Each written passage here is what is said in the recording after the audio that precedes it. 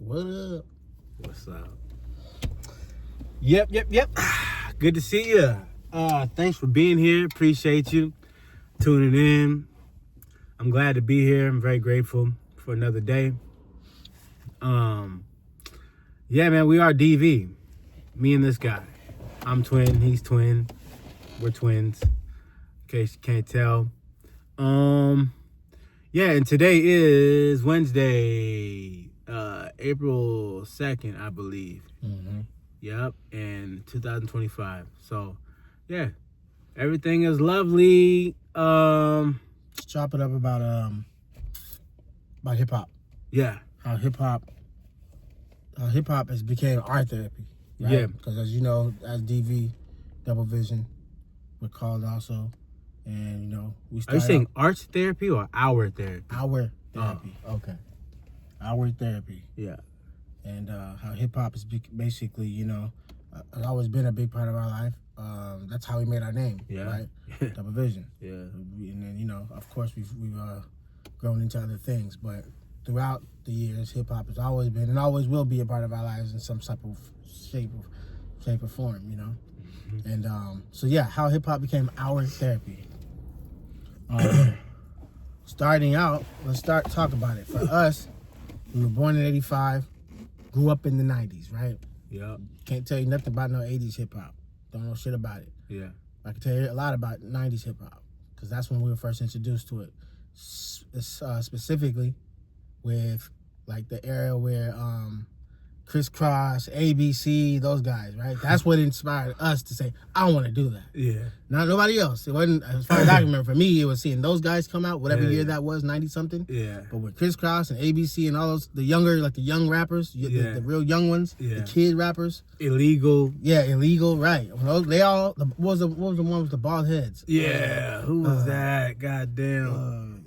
The youngsters, right? Yeah, with bald heads. Yeah, and shit, so like when they all came out, that's what made us say, all right, I want to do that. For sure. Right? Yeah. So whatever year that was 90-something. Yeah. We was young though, I know that. Hell yeah. Could have been no older than about 7 or 8 years old. Yeah.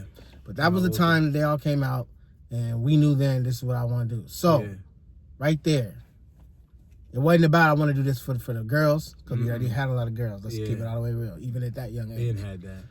Wasn't about the money. Yeah. Because people weren't even getting money. Especially in the 90s. Like, nobody was fucking, fucking, it wasn't like that. Yeah. So for us, it was really just... I wanted to have a name. Right. I wanted to be really known for this style that I had, and that was dope, Yeah.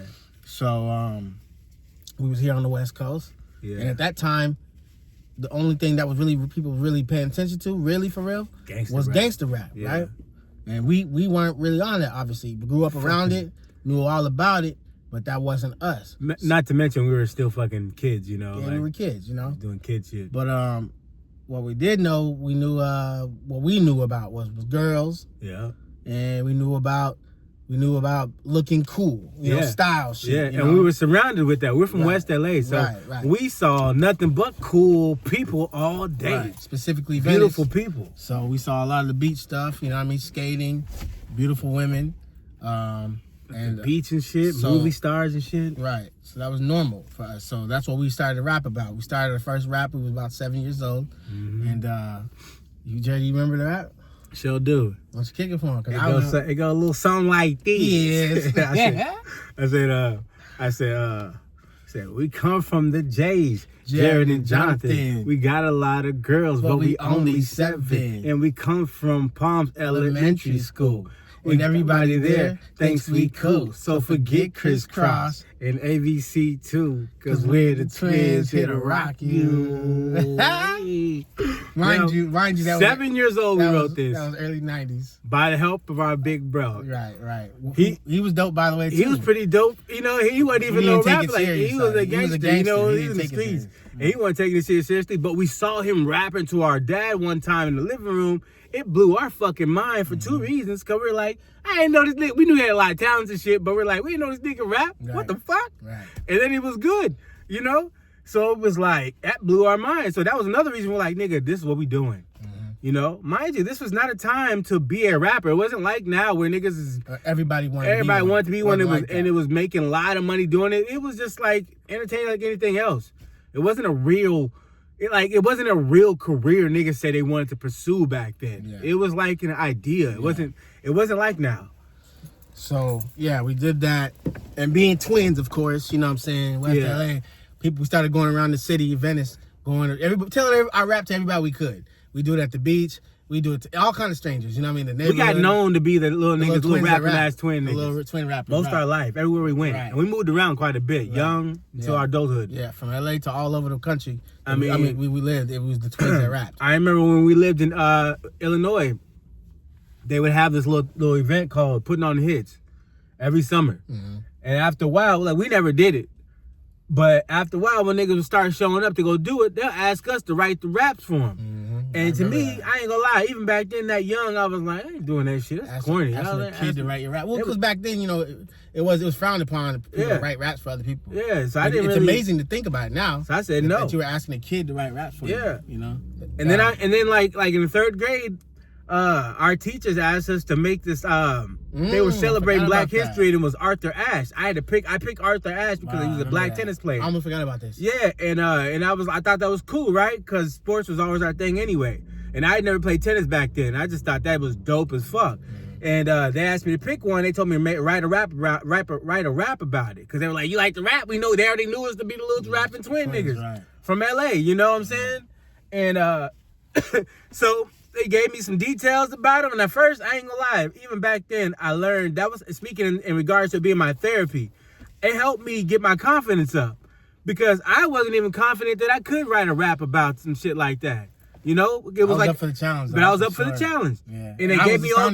I just love the idea that they recognized it in us. Yeah. That kind of gave me the confidence. It gave me the confidence. Like, y'all right? believed in me. Y'all think I can do this? You think I can do it? I was scared, low key, but I was like, shit. I learned gave me some little details and shit about him and shit. Right. I put it together. I said, Arthur Ashe, he shot from afar. Something, and he was a star. Something like that. You know, a little rap. And they filmed it. I didn't know they were filming it.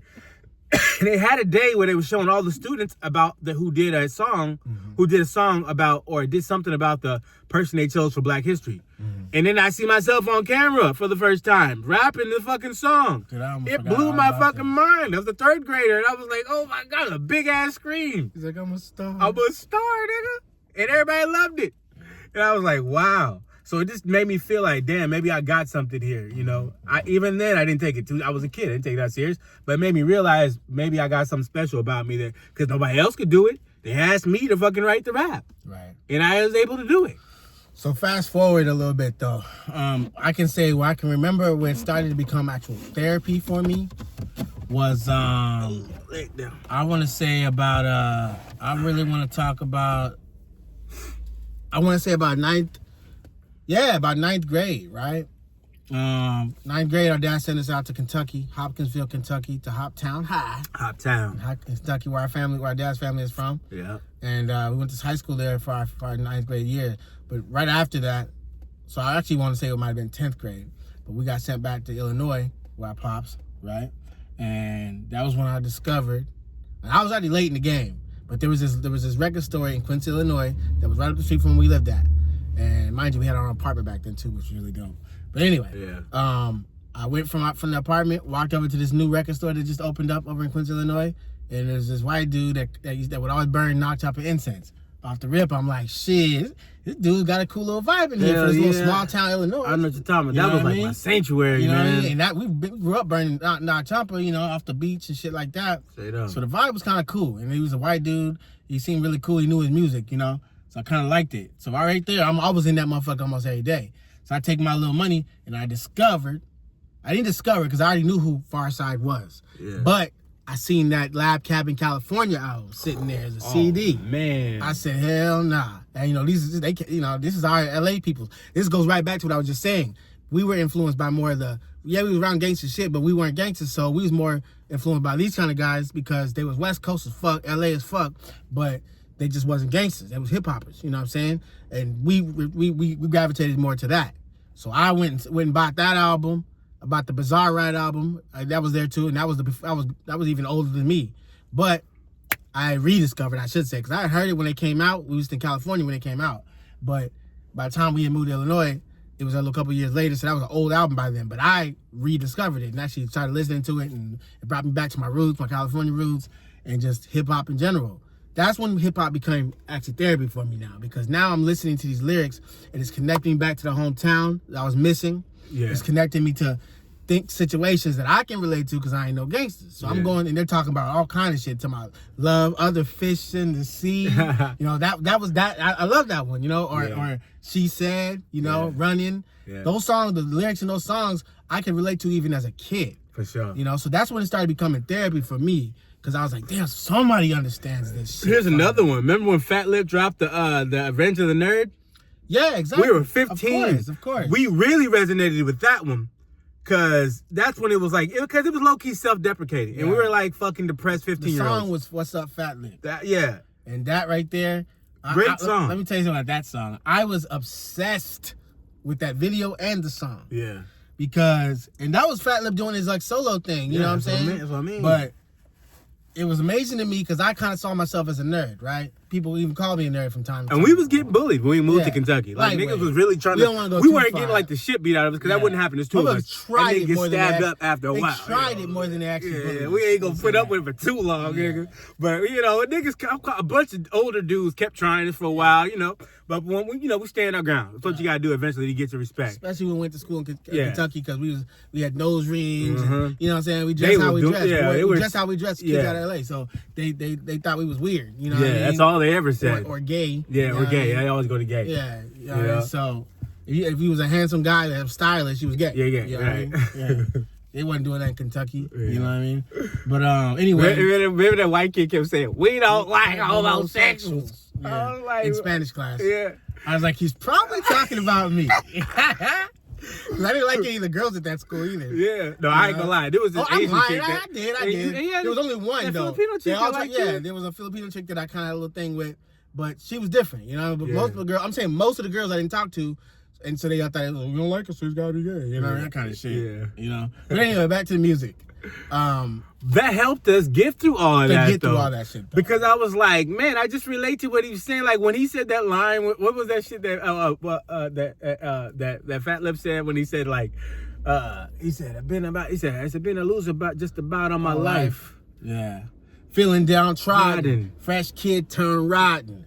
I can't believe how naive that I've gotten. Over the years, seems like I'm getting dumber. Reminiscing to a time when I was younger. That part. Full of, you know what I'm saying? All that shit. You know what I'm saying? Yeah. And one of the lines that always stuck out to me was, he said, yeah, I'm a brother, but sometimes I don't feel black. You know what I mean? I know, right? I felt that way because back in them times, you know what I'm saying, we was in the rock, we was in the hip hop, we was into all kind of different stuff. Yeah. Which ain't really that different. No. Out here. No, but out there it's a whole nother world. It was a whole nother thing. So, you know what I'm saying? So he was a weird black guy. Remember when we were listening to Cottonmouth Kings?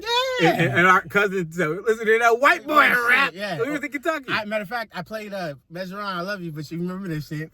Our cousin. And Bubby knows too, because he's the one that told me. He said, right? He said, y'all listen to that white boy rap. Yeah, but it wasn't, at that time, it wasn't Cottonmouth Kings that we played. No, it was Farside. Farside. No, it was Hieroglyphics. It was Hieroglyphics. Yeah. By the way, I got the tattoo at 14 years old, by the way. For sure. We did that when we were 14, yeah. Yeah, we were 14 years old. That's a Hieroglyphic. That's that Third Eye Vision album. Right. If you know about that, you know. But we were 14 years old when we got that tattoo. Right. Let's just be honest, it's fucking terrible. But I'm proud of it, and we did it when I was 14. Because we resonated with the concept. That's why we did it. We always been very studious niggas. Third eye vision. That was a thing. We was the little niggas in the motherfucking library every day with encyclopedias and dictionaries, just trying to get understanding. Because we didn't want to just have nice words. We wanted to know what we were talking about. Because I don't want to look stupid. I've always been very conscious of that. And I remember that one time we was in the library. We had our encyclopedias and dictionaries, and that white kid that we knew from school saw us doing it. Yeah. He was like, what y'all doing with those? He was like bugging off the fact that we were reading them. He was like writing some songs. I was doing research to write songs. Yeah, he was like, what you mean? He couldn't put together us writing songs and having a dictionary and encyclopedia. Right. He was like, why though? He was like, we don't get it. I was like, we just use the words and make songs that we just want to know what it means. Right. And he was like bugging off, like, you need and every time he saw us, he'd tell people, like, these motherfuckers read dictionaries, encyclopedias to write their music. He told everybody that. Yeah. And it was just like, it was bugging me out that it was such a trip to him, But that's just what we did. And it was, and that's just how it was. Because around that time, especially how we came from music, which is basically we were born in the 80s, raised through the 90s. You know what I'm saying? And music back then, it was about authenticity. You know, and you got to really know who you are and what you're talking about. You know, we got to remember, we was listening to people like Queen Latifah, you know what I'm saying? People who stood for shit, you know, who were like, who else? You know, J. Rue the Damager, you know what I mean? They had guys like, we had Gangstar, you know what I'm saying? Guru. My dad, the first cassette tape my dad ever fucking bought me, and it was in the 90s, mind you. He's an older black dude from the South. We in LA, West LA, around gang shit all day. I'm surprised, but one day I came home, he just gave me a cassette tape. He was like, I bought this for you. Listen to it. And I'm just like, first I'm just trying to digest, like my dad buying me it wasn't like he hated rap, but it wasn't for him. He's an older black dude. Right. It's not his thing. Right. You know, but he respected this music. So shout out to Gangstar. I just gotta say that because that jazz influence in that music helped us a lot. It helped us explore the world more, want to see what was out there, you know, as opposed to just staying in what we always saw in our immediate surroundings, you know? Hearing all these different sounds, shit that you don't normally hear in rap, was the shit that was fucking opening us up to new experiences in life. Right. Helped us want to grow and not feared growth, you know? Because a lot of people in the hood fear growth in a lot of different ways, you know? Yeah, but it kept us open-minded, you know what I mean? Yeah, different types of music, man, you know? But primarily the hip-hop we was listening to, oh, man. Yeah, as far as the therapeutic aspect of it, it kept us connected to our creativity, connected to our open-mindedness, you know, which we had already learned coming from where we was coming from, but we was around a lot of people who weren't. You understand? We was around a lot of people who weren't, and that's what kept us connected to that, you know, that side of us. We even had what was it? Another one I discovered during that time was our favorite, Abstract Rude, right? This is when we was in Illinois, but another LA artist that helped us stay connected, you know, to that mentality, to that culture, you know what I'm saying? And it was the album South Central Think Tank. Yeah, oh my God. Yeah, you know. So many people, it was a compilation album, so many people was on that album. Yeah. All the Good Life people, you know what I'm saying? That's that LA Styles back, right? That's one of the songs on that album for sure. Yeah, oh my God. You know what I mean? I still can hear it in my head right now, and the feeling that came with it. Yeah, LA taking their styles back. Take their styles back. Watch LA take their styles back. Take their styles back. Oh. Those West Rhyme Riders. Some of the best rhyme riders. One level higher. You watch LA take their styles back. Take their styles back. That's LA. Oh, you know what I'm saying? He was just talking about how, you know, he felt like, Abru was just talking about how he felt like the whole world, their style is taken from LA, you know what I mean? And mind you, we weren't even in LA back then. We were in the Midwest. Yeah. And we just seeing it like that too. We like, damn, everybody else is kind of like everything they do, it comes from LA. Right. You know, we seeing it because we seeing both sides. Right. We know where we come from, but we here. We're outside looking in. We're seeing LA influence the rest of the world. Yeah, at that time, we seen everybody trying to gangbang. Yeah, you know dressed like, when I first saw Bone Thugs and Harmony in flannels, I was offended. From the West Coast. I was mad. I was like, from Ohio? What the fuck is this? Hell? You know, we know the story now, but back then we didn't know. We just going off the visuals. It just looked hella weird, like, wanna be motherfuckers, you know what I mean? Back then, you know, which is why I never did like Bone Thugs and Harmony. Everybody loved them out there. When they came out, they just came out around that time. We was probably in Illinois probably about a year or two by that time. Yeah. And everybody in the city loved them. Yeah. And I was just like, I don't feel this shit, bro. You know I didn't like the fucking singing with the gangster apparel. You know what I mean? And then they not from LA, so what the fuck is going on here? You know what I mean? Yeah, it bugged me out. I felt the way about that. It took me a while to ever say I liked anything they put out. Yeah. Just for that reason. Yeah, but you know, respect to them though, for sure. For sure. You know? But like these are the things that really helped us get through life as a you know, adolescents and teenagers and shit, because we was going through a lot of insecure stuff. You know, we was a lot of unstable stuff. Being moved around from LA to this little small town and shit, it was hard, man. It really, really was. And then on top of that, our mother was sick going through that time. Our parents was divorced. It was a lot going on, you know. People from the old neighborhood was dead now. It was just a lot of going on. We was doing a lot at that time. So that music is what kept us, was really our real fucking therapy. We ain't had no therapist. You know, our dad was a single father working, doing what he did. We didn't have a lot of time to talk about these kind of things. Nah. So that was our therapy, you know? Yeah. And I'm grateful for it. For sure. Yeah, the music showed me that a lot of the music showed me that the world is big, and you should go out there and see what it's about, you know. And it also showed me that you can be from the hood, but you ain't gotta be the hood. Right. It means you don't have to be trapped. Is all I'm saying. Right. And this is all from the music, from the shit we listen to. It offered like Outkast. Listening to Outkast was like listening to ghetto teachers, like the hood niggas that you see in the street. But instead of being just the hood niggas, they got something to teach you. Right. And that's what Outkast felt like to me. Goody Mob. Right. I'm a West Coast dude. We listening to them then because it resonated. That's why. Right.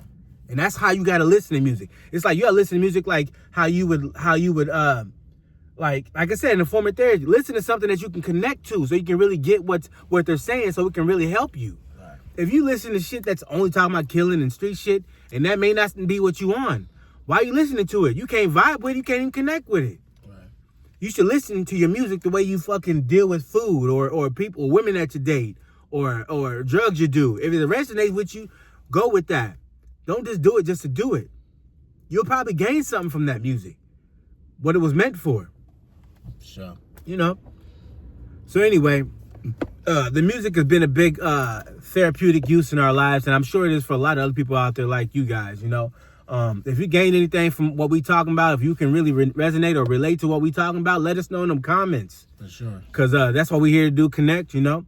I appreciate you even tuning in. If you heard this, if you enjoyed it, let us know. Like and share, you know. For sure. I'm just gonna get on the little phone app I got, little BandLab shit, and see if we can just create a little ditty bop real quick before we close this thing out. No doubt. Yeah, let's get it cracking. Got the little speaker. Let me turn my phone back on. Yeah. So what kind of magic we can make. You know what I'm saying? Because since you got me all fired up talking about creativity and shit, man, might as well. Yes, I just got up on the phone and made a beat. Yeah. You have to connect it to the treble lab or whatever it's called. Hold on, let me get this bitch on. I just want to say for the record, Boost Mobile, I'm not fucking with y'all no more. I'm switching tomorrow. Put this on record. Y'all niggas treat me like we don't know each other for years. Like we ain't been fucking with each other for years. That's funny. I ain't fucking with y'all. Appreciate me. Verizon, I appreciate you guys. You guys treat me like royalty. You put me on. I'm going over there. I'm jumping ship. I ain't fucking with y'all no more, Boost. I see you at the crossroads. Speaking of them people. Right? It's very fitting for Dad. I know. That's a trip, huh? So you don't get lonely. Hold on, let me find this fucking app. That's what's up. Gonna miss everybody. You remember Crucial Conflict?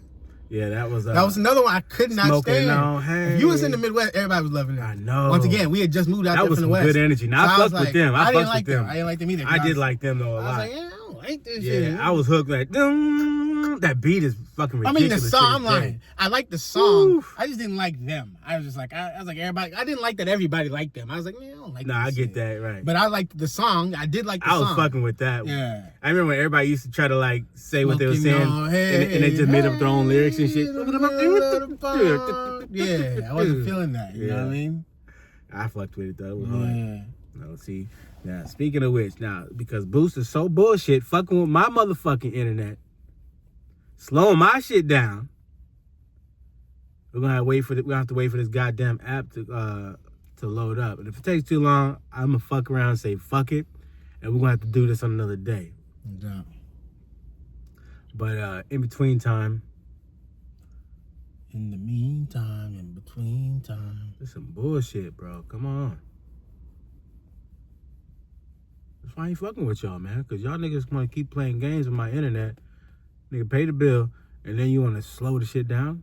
Or do whatever the fuck going on my high-speed data. 2 weeks later, they give you a fucking message talking about your high-speed data is slowed down.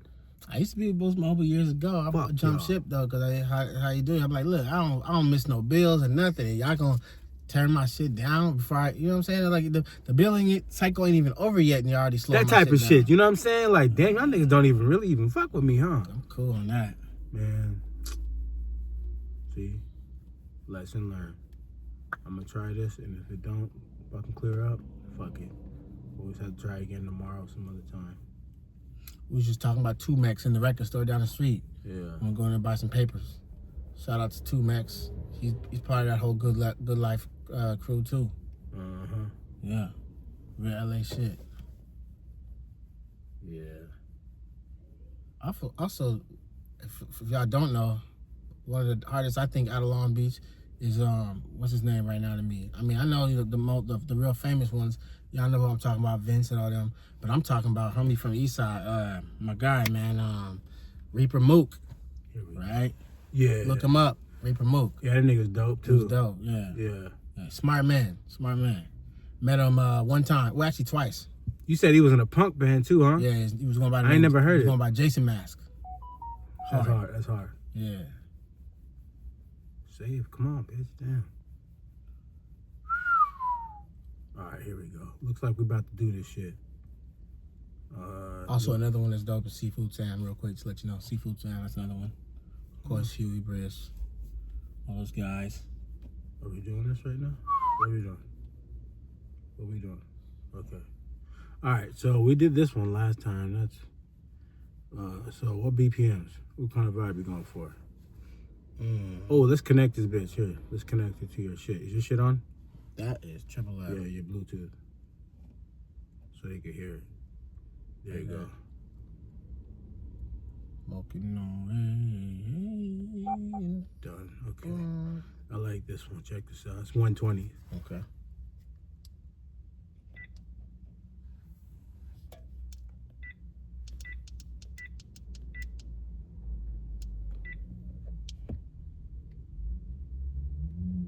What are we doing? Okay, let's see what happens. Do the percussion.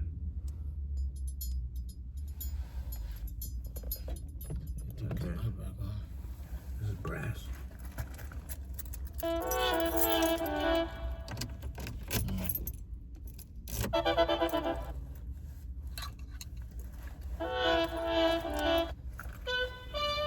Ooh.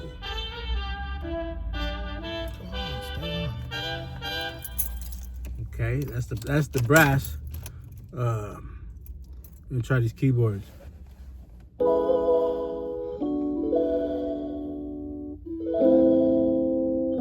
I like that. Okay, Let's do that. all right. We're gonna think about it too tough. Then all right, we're gonna go ahead and get cracking. Yeah.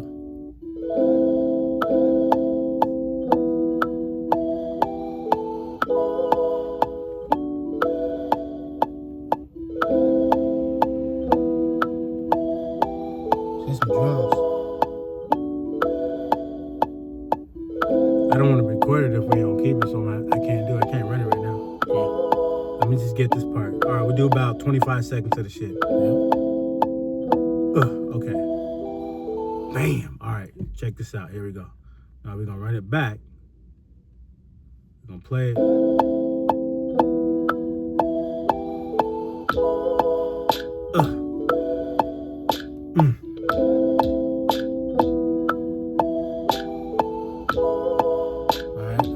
You fucking with it? Let's see what else we got. All right, here's another one.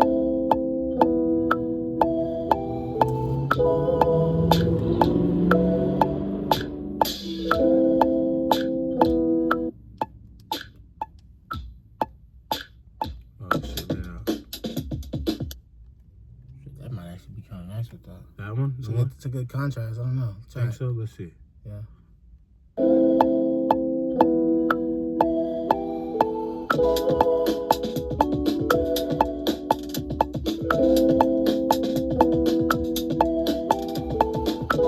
It's not something to rhyme or do anything to. So yeah. I do like it though. I like listening to it.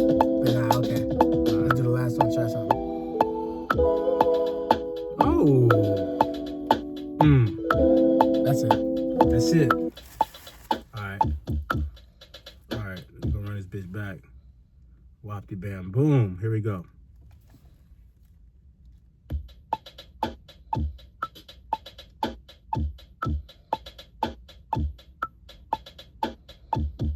Hold up. What in the fuck is going on? So did you record that? Are you telling me we didn't even record the other one? Oh, cool. All right, let me erase this here. I know what I did wrong. Don't even trip. So, I gotta add another track.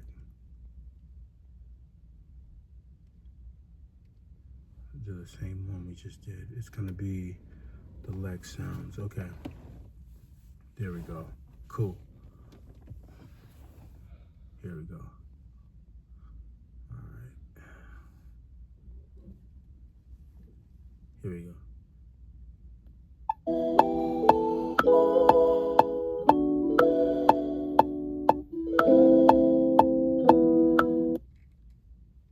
Why did it start there? Damn, we gotta bring this bitch back. Hold on. Okay.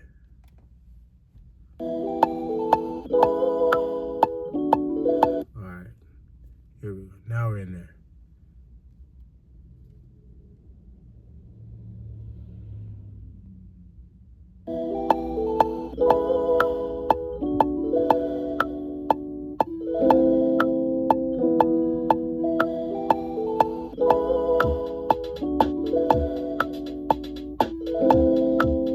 Started it late,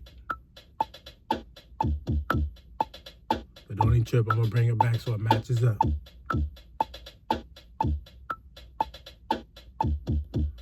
All right, now watch this. Now, what I'm doing is I'm moving the track back so it kind of starts at a better time. All right, we're gonna start it on the third bar. Wafty bam boom. Here we go. Let's see what happens.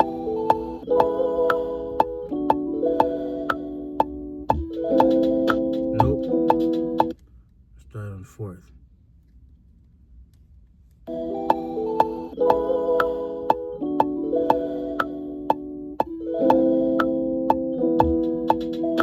You think you need to start later? That sounds fine to me. Watch. You ain't watch. This will do it right here.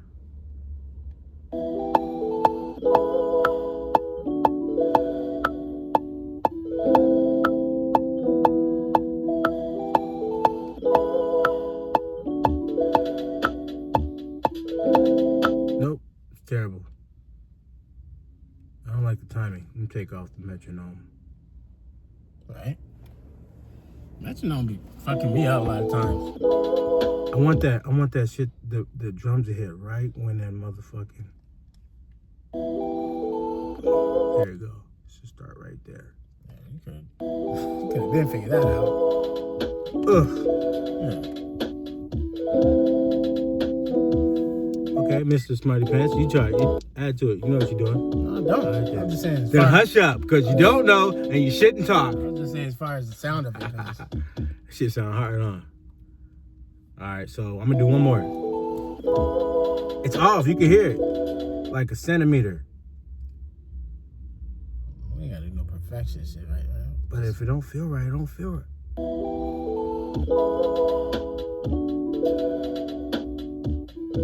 That part.